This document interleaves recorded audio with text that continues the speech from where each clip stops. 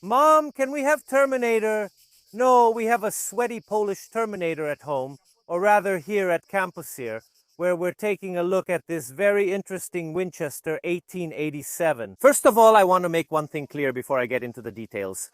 This is a reproduction by Enrico, which is one of the best reproduction manufacturers out there. It's an extremely iconic weapon, mostly thanks to Hollywood. Obviously, it's Arnold Schwarzenegger's weapon when he plays the Terminator, the weapon used by the main character in The Mummy, for example. It shows up regularly. Also because this look of this rifle, almost like an outlaw's, short, compact, and with this iconic lever action, well, it's easy for the general public to remember. But actually, this weapon hides another story, a slightly different story, a story of failure, in fact. This weapon was designed by the very famous John Moses Browning. If you still don't know, if you're on this channel and you don't know who John Moses Browning is, he's probably the greatest and most prolific inventor in the field of firearms of all time. He created many of the concepts and designs that are still widely used today. And this is not one of them. This is probably, if we have to sum up and look at all the weapons he designed that made it to the market, this is probably one of the worst, if not the worst, but maybe not because of him.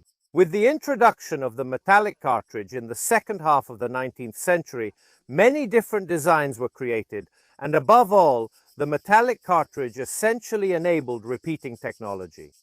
All those weapons that use a magazine or a clip will start to appear, and through specific mechanisms they can repeat, reload and fire multiple shots. We haven't reached semi-automatic weapons yet, but they are still manually repeating firearms. One of the most famous companies we associate with repeating firearms in America is Winchester. Everyone has heard of Winchester. Everyone has heard of Winchester lever-action rifles. They are extremely versatile firearms, not always chambered in a very large caliber. They often use pistol calibers, but with a high capacity for fire, volume, and power never seen before. At that time, in the 1860s, having 10, 12, or 15 rounds in a tubular magazine, even if they were pistol cartridges, was something never seen before. If you think that just a few years earlier, the American Civil War had still been fought with muskets, yes, rifled, but still muzzle loading. And the lever-action rifle, as you surely know from so many movies, westerns and so on, would remain the icon of the conquest of the West, the great firepower that allowed the white man to dominate the wilderness. Well, many companies were competing at that time in the firearms market, trying to produce and offer new products. As for smoothbore shotguns, however, repeating action was a bit behind. While, for example, Winchester lever-action rifles used pistol cartridges, handling a larger load, like the 12-gauge required a slightly more complex and bigger mechanism. So these things would arrive a bit later. We're in 1880, when in reality the market, which still has plenty of repeating rifles, actually only has double-barreled shotguns when it comes to 12-gauge shotguns. Repeating action even there will be the next step. In 1885, Winchester realized that a young gunsmith from a city in Utah, Ogden, had actually infringed one of their patents. He had infringed it by essentially making reloading equipment. He went there to Utah to try to sue him and get money, but instead he discovered an extremely talented person who had many ideas for making weapons. The first weapon that Winchester will build by John Moses Browning will be the 1885 rifle, a single-shot rifle, very simple, very solid, which will remain in production for many years. Later, John Moses Browning will be asked to update the Winchester lever-action rifles, for example, the 1886 model. And at the same time, he will be asked to take a step forward and create a 12-gauge smoothbore repeating shotgun. John Moses Browning wanted to make a pump-action shotgun. John Moses Browning had already seen other companies experimenting with this idea, and I emphasize, after this story, John Moses Browning will make a pump-action shotgun. By the way, we've already seen it on the channel. It will be the 1893 pump-action shotgun in its first version, later improved in 1897, the very famous trench gun. If you want to watch that video, you can click in the top right corner. However, at that time, Winchester wasn't interested. They weren't interested in a pump-action shotgun. In hindsight, obviously, it was a stupid idea. Looking back, we know it wasn't a winning idea. But at that time, when there were no repeating smoothbore shotguns, everything was a bit of a gamble. And what is Winchester's trademark? The lever. Lever action. Marketing is important for selling. So they asked John Moses Browning not to make a pump-action shotgun, but to make a lever-action 12-gauge repeating shotgun. Browning knew very well that this wasn't a great idea. Big compromises had to be made. For example, look at how high the barrel axis is compared to the grip. But he did it. And at times it almost seems like he did this reluctantly, because it's actually a relatively simple design, at least in terms of its mechanics. But unfortunately, it has a reputation for not working very well. It will be presented in two different calibers, 12-gauge and the larger 10-gauge. Remember one thing, we're still in the era of black powder.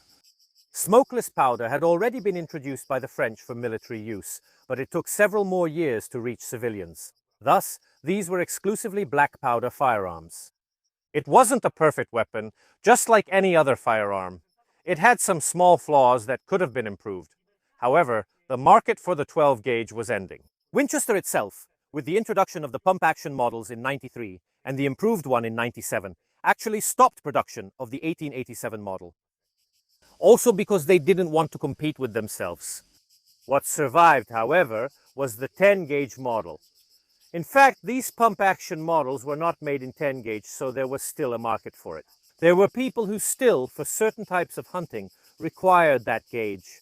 Winchester already had the machinery ready. They already had a gauge ready because they had already made it, so they decided to start a second production run. This way, they didn't have to adapt the production line of the pump-action shotgun for a new gauge. They could use what they already had. However, they would use it with some improvements. By building what became known as the Model 1901, which is essentially an improved 1887. The interesting thing is that these shotguns were made exclusively in 10-gauge, but companies like Enrico, which made this replica, actually they copied the 1901 made in 12-gauge. So it's a combination of mechanical features and a gauge that never existed in the original version. It was made this way because 10-gauge is hard to find, while 12-gauge, as you surely know, is very common. But the mechanical improvements that were made for the 1901, objectively, they help a bit to correct some of the flaws of this weapon. Let's do this. Let's move the camera. Let's take a close look at how it's made, because its operation is very interesting. And it's actually a very simple, straightforward weapon in how it's built. Then, of course, we're here at the shooting range and we'll try it out. So let's take a close look at this weapon. Let's start with the markings. So, as we said, this is an SDM Norinco reproduction. It's from the same company, made in communist China. And here we see the Terminator model. Very commercial as a thing, to clearly reference the movie. On the other side, the word Terminator is replicated with the test bench stamps. We also have the caliber and the serial number on the barrel. Starting from the front, let's begin the tour of the weapon. At the muzzle of the short barrel, we have a very small front sight. It helps us a bit with aiming. Then we have a component that, with its screw, connects the barrel to the tubular magazine. The tubular magazine in all these models holds 5 rounds. By the way, we can see the weapon a bit better now. Actually, it's 5 plus 2 rounds. You don't see this often because with these weapons, you usually expect 5 rounds in the magazine and 1 in the chamber. 5 plus 1. But here, there's also room to have a round on the elevator. So actually, it's 5 plus 2. It can hold that much. And the wooden parts of the weapon are actually 3 different pieces. Besides the one on the stock, we have a panel on the left side and a panel on the right side to help you grip it. They are extremely smooth. Actually, in this configuration, you'll see it a bit better during the firing test. But I had serious difficulty holding this weapon, also because there's no way to rest it on your shoulder. And these wooden parts are really slippery. So just a reminder for anyone in the future who wants to make them. If you have to make them this short without a stock, make sure to have some checkering so you can grip the weapon a little better. The mechanical operation and the controls of this weapon are actually extremely simple. Disassembly is particularly complicated and can't be done without tools. But how does this weapon work? Actually, it's surprisingly simple. The only controls we have right now are clearly the weapon's trigger. And we can also access the hammer. The only safety on this weapon is the half-cock position. You can lightly press the trigger and bring the hammer, or there, in fact, it slipped, to a half-cock position. In this position, as you can see, it's not possible to pull the trigger. If I want to shoot, I have to pull the hammer all the way back to its full position. A rather rudimentary system. But this type of weapon is generally carried without a round in the chamber, so the need for a safety is pretty much non-existent from this point of view. When you need it, you load it. Now, I mentioned that these models here, even though they're 12 gauge, are actually mechanically 1901 shotguns. The main difference that allows us to immediately right away recognize an 1887 or a replica of it from a 1901 is the presence of this safety on the opening lever, so that with just inertia, the opening lever can't be opened. You have to move the lever, lower this lever that you see can be moved, and release it from this notch to open it. A feature that was already introduced with Winchester's lever-action rifles. Because the original actually didn't have anything to keep the lever from opening. In theory, when someone held the weapon like this, apart from the friction, the lever had nothing to keep it in place. It held the lever, but there was a real and concrete risk that this weapon, this lever, could, for example, with the recoil or while riding a horse, open slightly. Open just enough maybe to partially or completely disengage the locking lugs. It wasn't a good thing.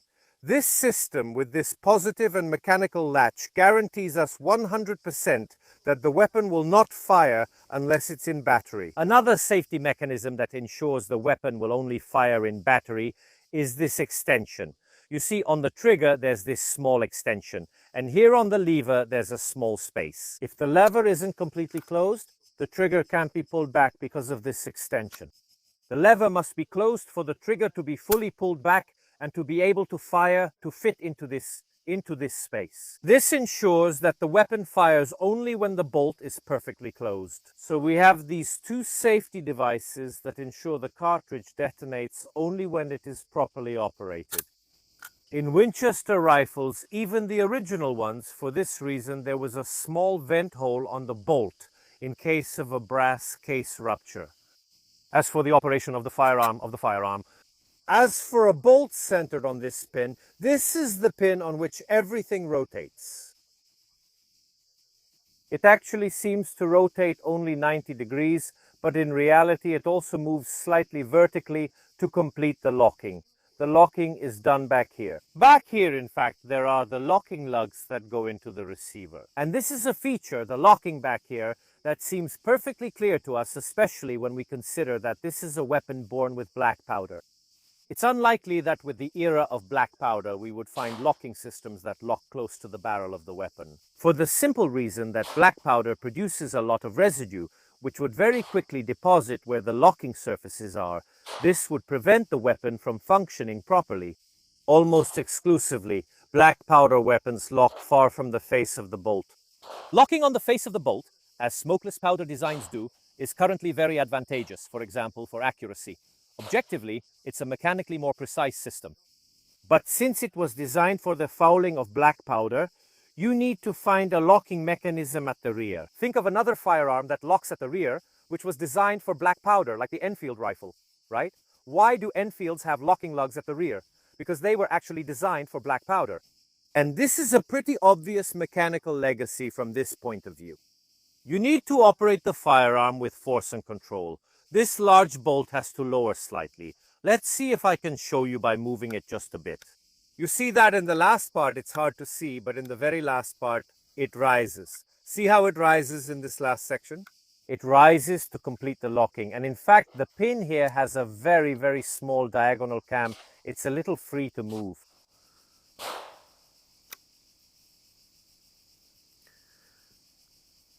We can open up the action and it will reveal to us what happens inside. This whole part, including the lever, everything here is all one single piece, the bolt. Maybe the most complicated part to make. Clearly, I machined everything in the system for you. But it's a single piece. This immediately sets it apart, for example, from Winchester rifles, where the bolt, the lever, and the connecting mechanisms are essentially separate. Here, when you operate the lever, you directly operate the bolt. It's an integral part of this thing. Actually, basically, the only two components we find present are the hammer, which is this element here. This extension is the hammer. We can also see the sear, let's say.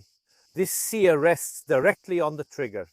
There are no intermediate connections, disconnectors, or things like that. The trigger directly engages this sear, while this smaller sear here, deeper and lower, is the half-cock notch. In fact, from this position, the sear of the trigger cannot be released. It acts as a safety mechanism. The only other part we have that we see moving inside is the weapon's lifter. The lifter is physically connected to the bolt. The bolt has its own tension from a large spring, which is at the end of its travel, and if, for example, I lower the lifter now, at the end of its travel, as you can see, the bolt is able to push the lifter through internal tension. The lifter does nothing more than transport the cartridges from the magazine, here under the barrel, into the chamber. And we'll see this a bit more clearly during the live fire test when loading the weapon. By the way, you actually have to stick your fingers right inside the action.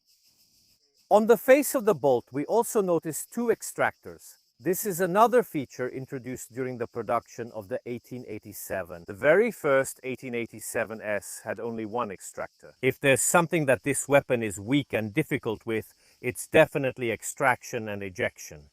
Many of these weapons have problems doing this, and even we, during the live fire test today, we will have, because we've actually already done it, even if you haven't seen it, sometimes have problems with ejection. Also because you really have to open the weapon with some force, and what ejects the cartridge is both the slightly rotating movement of the bolt and the cartridge underneath that gets presented. The elevator has these two extensions that can flex and move, which prevent the cartridge being presented from jumping out.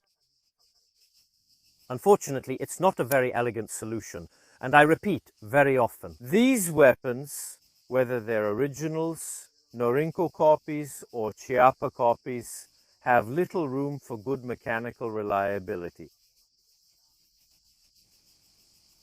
The interesting thing is that these weapons, aside from the Terminator meme, actually do have a practical reason to exist. Think about it, they were actually designed and produced for Australia.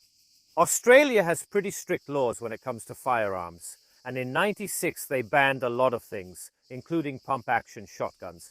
But they forgot to ban lever-action shotguns. And so the only way in Australia to have a repeating shotgun that isn't banned, so something more than a double-barreled shotgun, is actually to have a lever-action shotgun. So in Australia, down under, they're still popular from this point of view.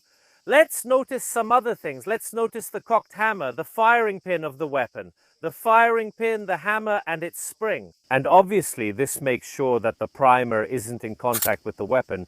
Even when we open the bolt, the hammer isn't hooked to anything, because the hammer will only be cocked during the last part of closing. In fact, the tension I feel right now is the tension of the hammer that's hooked onto the sear.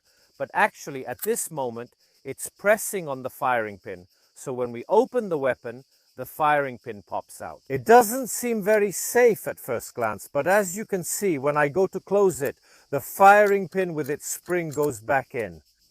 Mechanically, it's very simple. I'd like to take it apart for you, but unfortunately, it's a rather complicated process that can't be done without tools, mainly because of this large spring. This large spring provides the main energy to the hammer, but it's also the spring that helps us a bit with keeping it in position. As you can see, it wants to snap into one position or the other. When I operate the lever, anywhere. It's a very stiff spring, and you simply need a large special pliers to compress it and pull it out. Now we're out here in the fields. I don't want to use pliers because I've already had springs fly off in my life, and I'd rather not take the risk. Let's try then, because that's all we can do now. And as for using it, one very important thing. If you have one of these weapons, whether original or a replica of any brand or make, be firm when opening and closing, so use the lever with strength. Right now, we're trying some modern Fiocchi ammunition, and we also have some slightly older ammo that the owner brought us. Let's load the ammunition into the action. For now, we'll fill the magazine with 5 rounds, but this one is different. Wait a moment, here we go. It doesn't seem very comfortable at first, but in the end, access is easier than it seems. It's not different from loading a Mossberg or things like that. At least you don't have to fight against a spring. So we need to close it for a moment and then open and close it again. In fact, we said you can do what's called ghost loading. We'll try it later. So this is one of the rare cases where a weapon can actually have not 5 rounds plus 1, but plus 2 in terms of capacity. Now, you've already heard my opinions about weapons without a stock, and you'll hear them again. But first, let's try aiming at the target over there.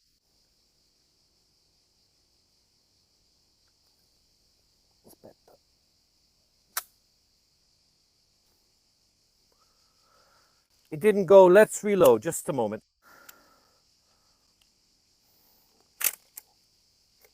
It wasn't loaded. Who knows? But he doesn't know. Uh-oh. There! Now you can see that famous brute force, and even that still wasn't enough. Now it'll work.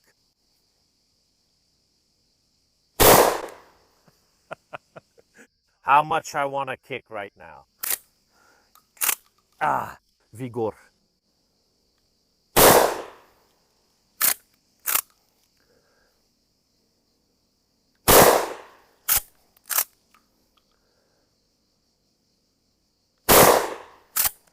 It's a gun hand. No.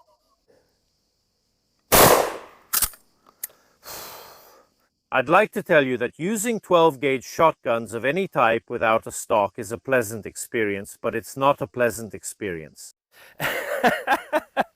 So first impressions. The problem isn't so much having the stock on your shoulder, but these wooden parts are smooth and slippery. Maybe with gloves I'd be able to hold it better, but the real problem is that the recoil, especially with today's heat, makes my hand slip a bit. I'm curious to see if I hit anything. Now, with a rifle, you really shouldn't miss that much. But in my opinion, well, at this distance, it's hard to miss. Soon we'll also try with some dry ball slugs to see if we can hit something. Also because it's not particularly stable without a stock. The whole point of long guns is to have a stock. Let's reload again, and I'll tell you what I think about how the weapon itself works.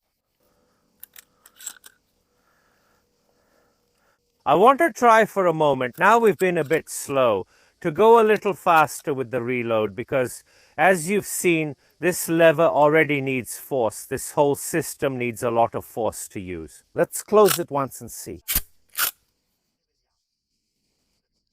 From the hip, I don't even know from what position I could do this. Let's see.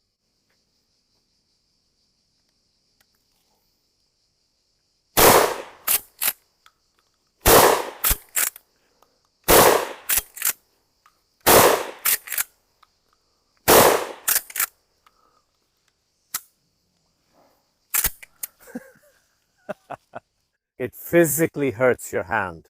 The hard part is because the recoil makes the opening lever go right into your hand. The stock helps here too. Honestly, I'm not a fan of rifles without a stock. The point of a long gun is to hold it close with the stock resting, but still, there are some unusual uses. If you need firepower in such a confined space, especially simply in places where the law doesn't allow you to have other things, like in Australia, it could have its advantages. More of a gimmick, really, but still. Using an English term, it's funnier because Schwarzenegger does it as the Terminator, so in real life I don't know how useful it would be. But as often happens with firearms, sometimes even a firearm like this is better than nothing, right? Let's do a little test regarding accuracy. I put on gloves not to look cool, but because these wooden grips with this heat, thank you all, they make my hands sweat. And it's really hard for me to hold the weapon. If I could do one thing to this weapon to make it better and more usable, I absolutely would. Here I can't get my finger in. It would absolutely be to make some. A fairly aggressive checkering, precisely to have a better grip. Because since you can't rest it on your shoulder, it becomes quite difficult to handle. Okay, we're loaded. Let's do the ghost loading. Let's leave a round on the... Thank you, everyone. Since you can't rest it on your shoulder, it becomes quite difficult to handle. Okay? we're loaded. Now let's try to hit the target from about 20 meters. Now the weapon has some rudimentary sights. As you can see, a small front sight here. Actually, it doesn't have a real rear sight, but this kind of groove, we've seen it a little bit. During the disassembly, after the close-up of the weapon, which looks a bit like what you see when aiming a double-barreled shotgun, the good old side-by-sides, the classic ones that have that exact shape, thanks, it follows both barrels with that little front sight in the center. And it really reminds you of that, and it kind of acts as a rear sight. Now, the problem is that holding the gun like this is a bit difficult while you're trying to shoot. But nevertheless, we have the target down there. Let's see what we can do. Thanks to let's see what we can do. Let's see if it worked.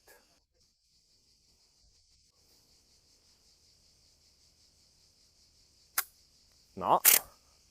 Okay.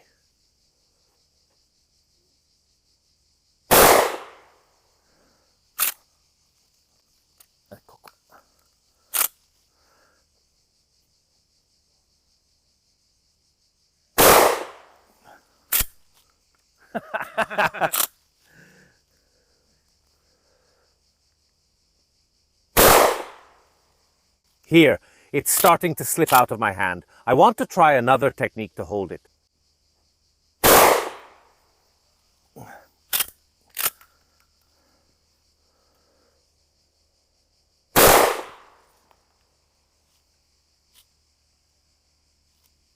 Damn. Cool.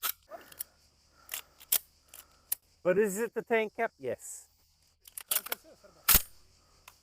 It's loose. Now we'll tighten it. Now we'll fix it. Let's go check the target for a moment. Let's go check the target while we're at it.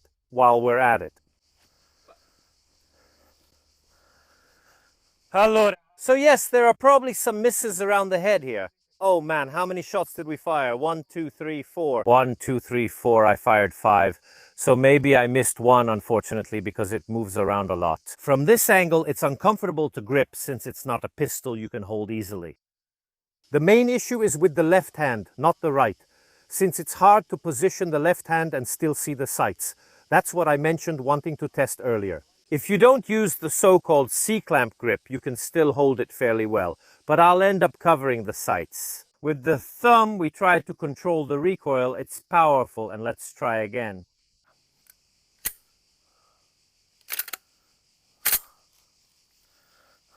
So let's load it to the maximum possible theoretical capacity. That is 5 rounds in the magazine tube then.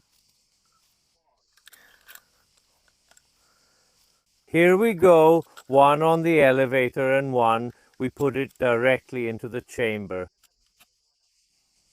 And I want to try for a moment right now to do the cycling. I mean, holding it like this, maybe a little closer to the body and using a lot of strength with this arm. Let's see. Let's see if I can catch something.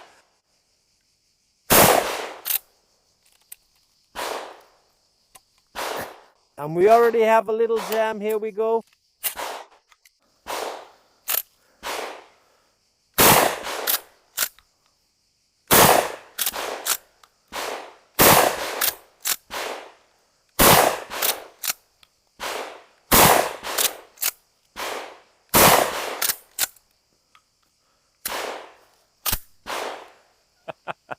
I don't know. I can't find an elegant way to hold this weapon. The owner behind the camera is suggesting I do it one-handed. If I don't, you'll hate me. So let's take some more shots. Thank you. Let's see if these historic ones will work.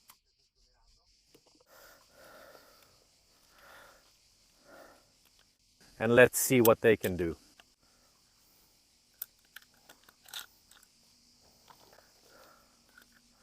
Anyway, the fact that this weapon was manually repeating makes it less terrifying, because the times when, with the recoil, I felt my hand move toward the muzzle, this thing couldn't have worked if it was semi-automatic. We're talking about the Mose 930 Shockwave. No, exactly. So we have let's fire these shots, but then we have to deal with the topic of these guns. Really without a stock, because not only are they uncomfortable, but potentially, to begin with, potentially dangerous. So, 1 and 2. 2. Giorgio Santa Barbara. Damn it, never again in my life. Guys, it's physically painful to do this thing. The painful part is the middle finger hitting the opening lever hard. It's physically painful. I did it. It was very nice. I mean, well, maybe it was nice for you, but I don't intend to do it again. Thank you. Oh God, thank you. It didn't fire. For a moment I thought it would. Let's cock the hammer manually. Let's see. But this primer is spent.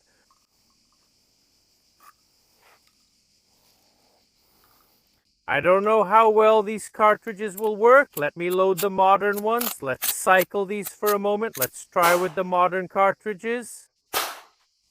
So, good Matteo, who is left-handed, just like the owner actually, will also try the gear. This beautiful leather holster made specifically for carrying a weapon like this. So, Mr. Orlando, they're stealing your watermelons. Very bad, very bad, very bad. Draw your weapon. The weapon, thank you, is not light at all. No, it's heavy. You can feel it. Luckily, it's heavy. Go with vigor. I have to hold this thing like this. It's a bit uncomfortable. So what should I do? Should I lower it? Yeah, lower it and stick it in, but it's uncomfortable. It's really uncomfortable. If it slips out of your hand, then it's a bit hard to recover. So always keep your hand, your finger on the base. It's really uncomfortable. Keep your finger on the base, okay? Yeah. Like this.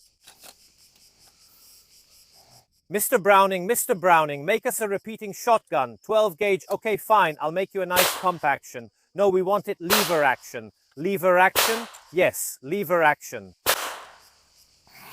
Come on, you can do it, Uncle. Not only can I not do it, I just kicked one out. Orlandi, now you've just made things worse. Ha, wait, I'll put my finger in. It's really uncomfortable. You can't do it, Mas. Come on, push and I'll do the damn thing.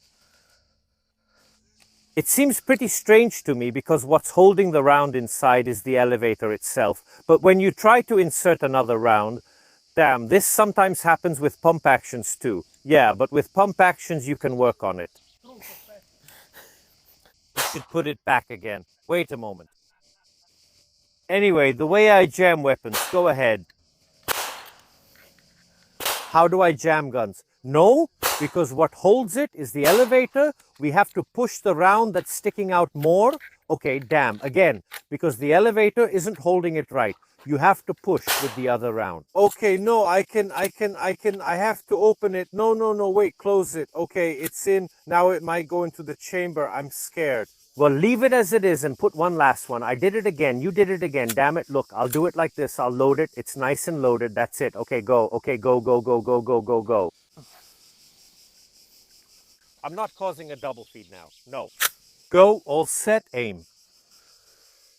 How do you aim with this thing? Like this? You aim. St. Barbara, help us. Go. It's firing.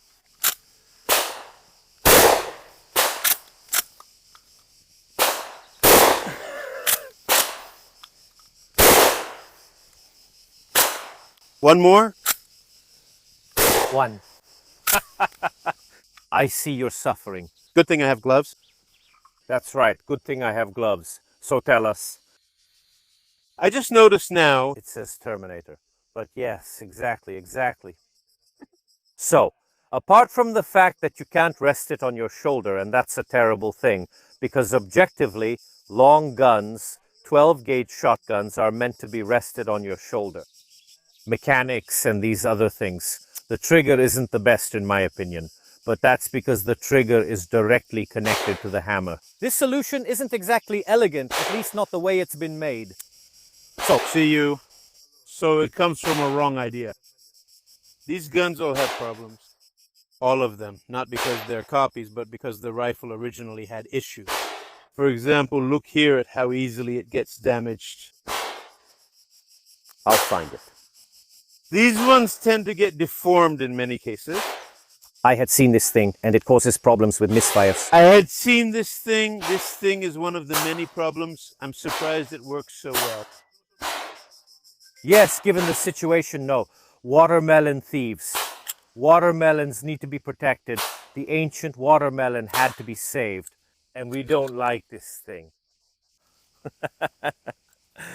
Anyway, it's turning out that at least this weapon here works better than I thought. I mean, it's not perfect. We had some extraction problems. Sometimes you have to get involved in the operation. But honestly, many people tell disastrous stories with this weapon. It's not bad. I'd be curious right now. I'm honestly telling you to try a version with the stock to see what you can do. From this point of view, thank you. Well done. Here you go.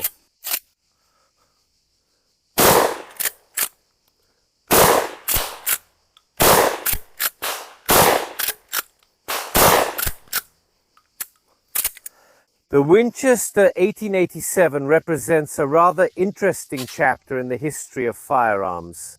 It's because it's almost the first and the last time. Because, as I said, it's not the last time, but it's almost the first and the last time. When someone tries to make a lever-action shotgun, they look at the Winchester 1887. It's a very interesting example of what happens when we put together a brilliant inventor with essentially a company that wants an idea, which everyone at the time, and even more so in hindsight, knew was not a good idea. John Moses Browning didn't want to make this weapon, but that's what Winchester wanted. They actually ended up with a shotgun that, commercially speaking, had little success and was abandoned rather quickly, in favor of pump-action shotguns, which worked much better, were much more ergonomic, and had a much stronger lockup. However, the 1887 with its lever action really has that iconic charm of lever guns. From this point of view, in terms of marketing, Winchester was right, but they were right 100 years after the fact. And in fact, we remember it a lot in movies like Terminator and The Mummy. Simply put, I also remember that they actually used one of these shotguns to take out zombies. Zombies from ancient Egypt. I hope you enjoyed this video. If you like this content, first of all, remember to leave a like, a comment, and subscribe to the channel. We thank the owner of this weapon who came here today to the Sir Field in the province of Pavia in Spesa to let me film it. If you have interesting weapons, write to me, because that's exactly how we managed to bring them to the channel. That's all from me for today. As always, I'll see you next time.